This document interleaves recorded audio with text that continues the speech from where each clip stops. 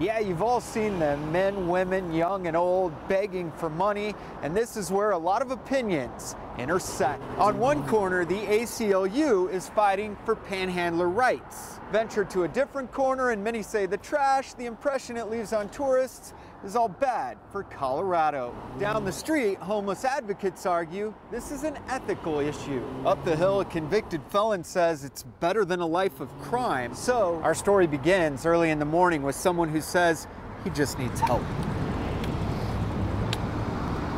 6 days a week, Leon Allen makes this walk, this daily hustle. I've been doing this for like almost 10 years now. It's his version of work. It really helps out, yeah, it really does. Panhandling on a street corner. Oh, anything helps, you know, that's how the sign works, anything at all. Just to make it day to day. Thank you. If I didn't have this, I would starve pretty much. It's not how this Navy vet ever pictured his future. I never imagined this life.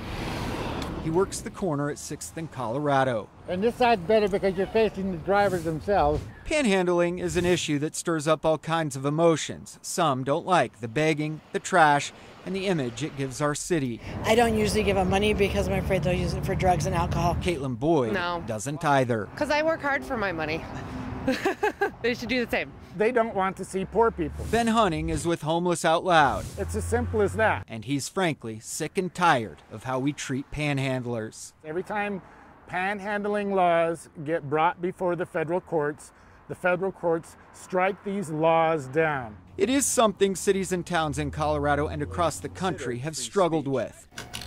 Just do a quick Google search and you find headline after headline, cities struggling to regulate it. As long as these antiquated ordinances remained on the books, they could be used to harass people who were not doing anything wrong. Mark Silverstein is with the ACLU Colorado. It recently sent letters to 31 cities and towns in Colorado demanding they lift their bans on panhandling. That's expression that's protected by the First Amendment. No different, the ACLU argues, Thank you so much for your donation.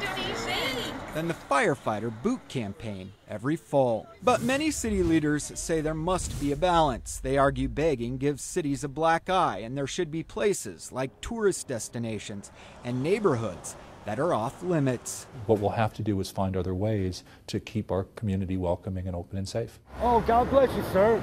I love you. Have a great day. Greeley recently passed an ordinance, then changed it to a ban on aggressive panhandling. Scored $3. Fortunately, we still have a couple of ordinances that we can use. There are aggressive ones that ruin it for everybody. It's certainly a slippery slope. The ACLU recently won a lawsuit against Grand Junction, which resisted repealing its panhandling ban. They wound up paying our attorney's fees of I think $350,000. And then there are national stories like this, highlighting how some are just freeloaders taking advantage of your generosity. It's hard to eat, it's hard to have a place to stay.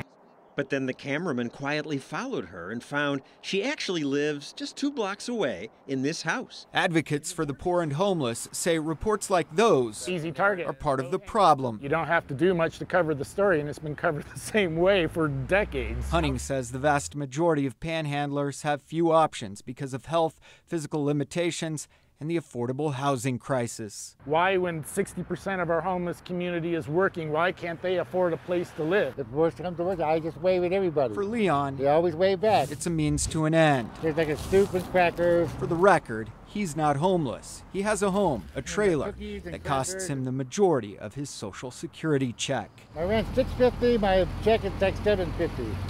So I have $100 left over for food, water, lights, gas. A convicted thief, he says this is a more honest way to earn a living. I'm actually on the corner making the money myself.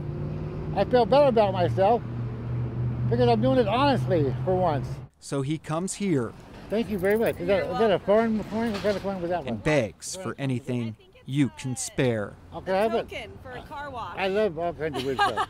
A car wash token. It was the thought that counted. Russell Haythorne, Have a good day. Thank you. Denver 7.